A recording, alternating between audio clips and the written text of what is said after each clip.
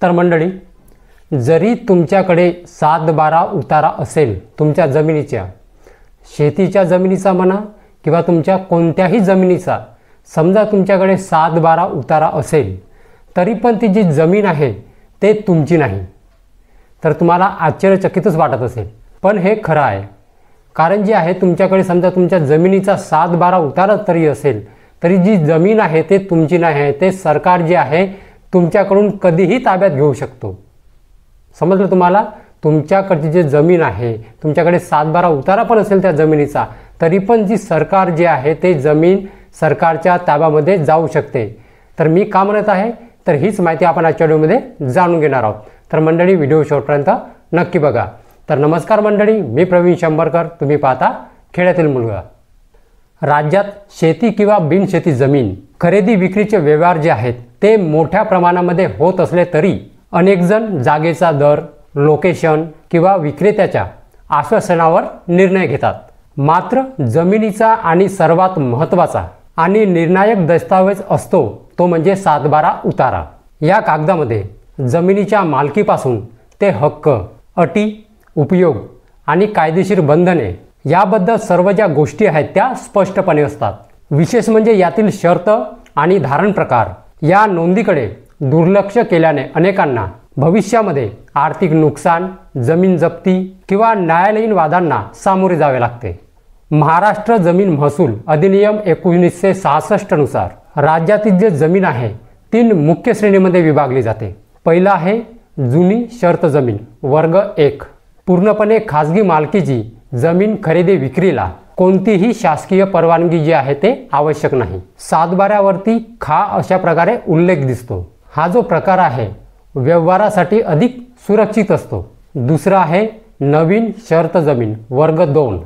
वतन, इनाम, पुनर्वसन, भूसंपादन इत्यादी कारणांनी राज्य सरकारकडून दिलेली जमीन, या जमिनीवरती व्यवहार करताना शासकीय लेखी परवानगी ती आवश्यक असते. 7/12 वरती शर्त लागू किंवा तत्सम उल्लेख असतो.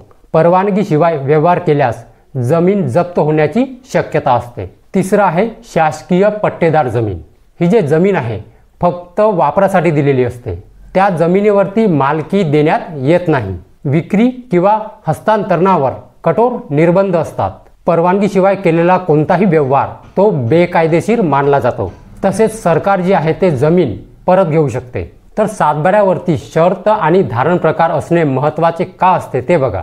जमिनीची कायदेशीर स्थिती समजण्यासाठी 7/12 उतारा हा प्रमुख मानला जातो. या कागदात शर्त किंवा धारण प्रकाराची नोंद नसल्यास पुढील ज्या समस्या आहेत त्या निर्माण होऊ शकतात. जसे की सरकारी परवानगीची आवश्यकता आहे का हे कळत नाही.